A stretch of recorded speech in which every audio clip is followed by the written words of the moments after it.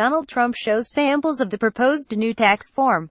By Nicholas KammAFPGetty Images. It's a Ponzi scheme, a Wall Street executive told me, dismissing the idea that a multi-trillion-dollar tax cut for multinational corporations would trickle down throughout the economy and also pay for itself.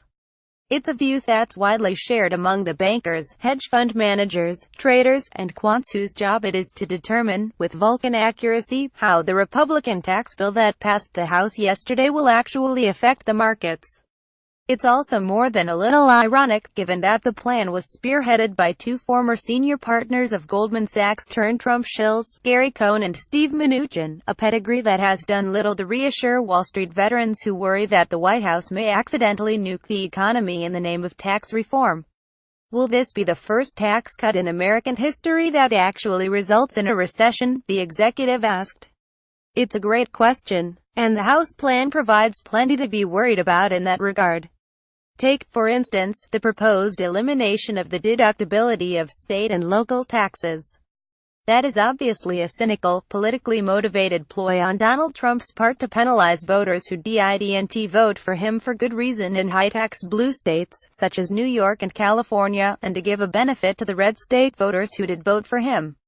I get it, elections have consequences.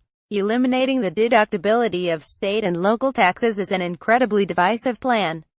It's a transfer to red state wealthy guys, said the executive, who lives in a blue state. Worse, he says, it could lead to another housing crisis, just as the last one is or should be still fresh in our collective memories.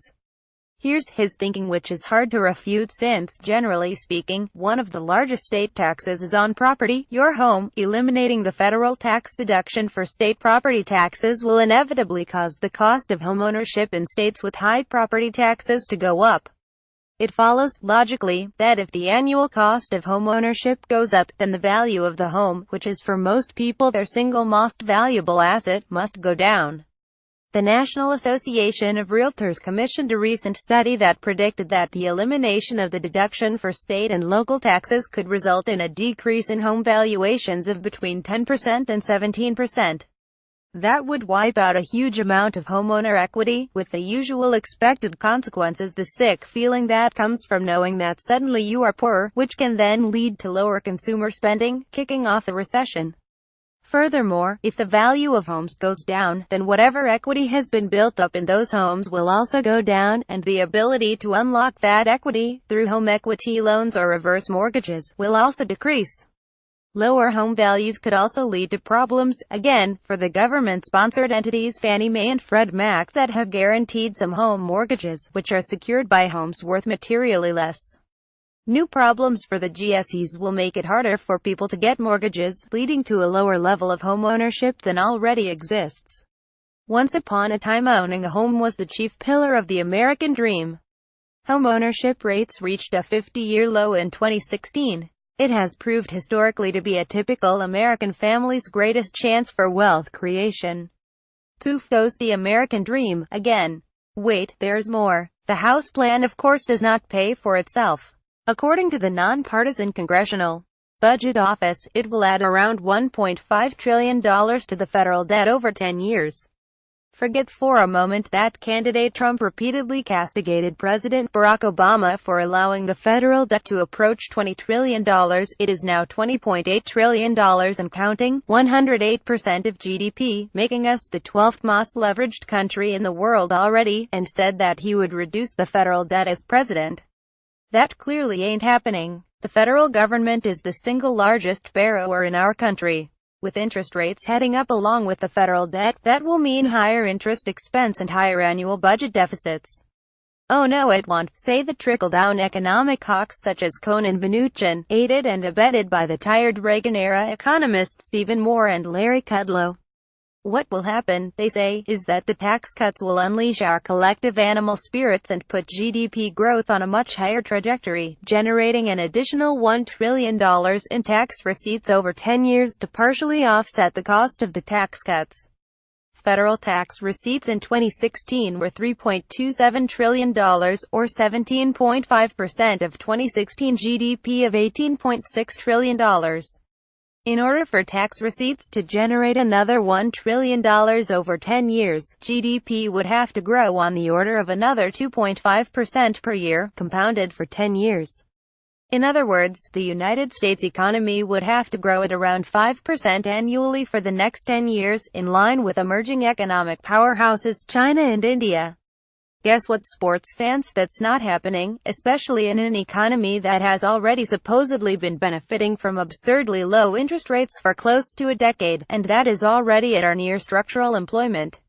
Sure, there are some goose in it for Wall Street's clients, which might end up being good for them, too. Cutting the corporate tax rate to 20% from 35% should generate higher corporate profits. Not that generating corporate profits has been much of a problem lately. That should translate into even higher stock prices, which would benefit shareholders including Wall Street bankers and traders, and that might result in more investment banking business, which tends to be correlated with growing CEO confidence. Talk about trickle down. The reality is that few corporations have been paying taxes at a 35% rate, so lowering them to 20% may not change their bottom lines much.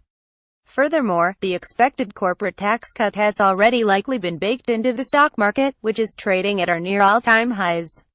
In fact, as details of the tax plan have come out in recent days, the stock market has pulled back a bit.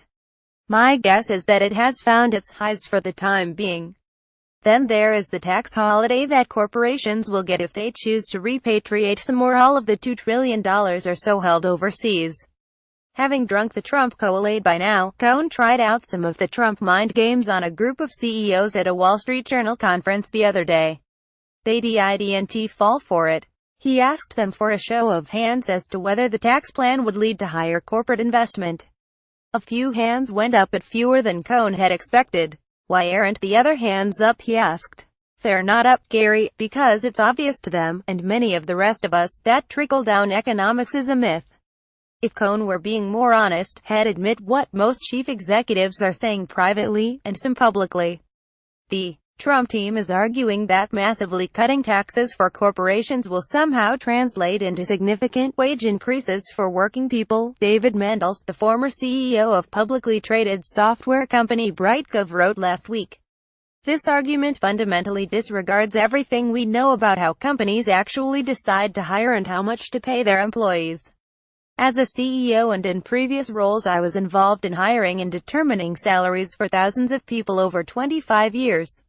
From real-world experience, I can tell you that tax rates literally never came up in any discussion about hiring or pay levels. Occam's razor, he added, is the best rubric to predict what will happen when you give investors more money. In the absence of increased demand, they'll keep it. Howard Schultz, the billionaire executive chairman of Starbucks, was more blunt. This is not tax reform, he said at the Deal Book conference in New York last week. This is a tax cut. It's fool's gold that he wants to take the corporate tax rate from 35% to 20%. For what purpose is that profit going to go back to the people who need it the most? Is that going to help half the country that doesn't have $400 in their bank account for a crisis? No, executives know there's no mechanism in the GOP tax plan to reward them for passing those savings along to their employees, who Paul Ryan has estimated would get an average $4,000 raise over a decade as a result of corporate largesse. The labor market has tightened considerably, the unemployment rate is at a 15-year low, and the stock market is starting to level off. The word on the street, though, isn't that higher corporate profits will lead to higher wages. Rather, it's all about buybacks. Goldman says stock buybacks will hit $590 billion in 2018, while Merrill Lynch predicts half of all repatriated cash would go to buybacks or acquisitions. It's a sugar high that might extend the market rally temporarily, but will deepen the rot in our economic cavity. There is one bright spot in the Trump tax plan for Wall Streeters: the proposed elimination of the estate tax. While the estate tax snags only around 5,000 estates per year, which applies to estates with a fair market value greater than $11 million, for married couples, eliminating the estate tax completely will be of some benefit to bankers, traders, and executives, many of whom do have a net worth in excess of $11 million. That's great, my Wall Street friend said, but it'll be dead by then.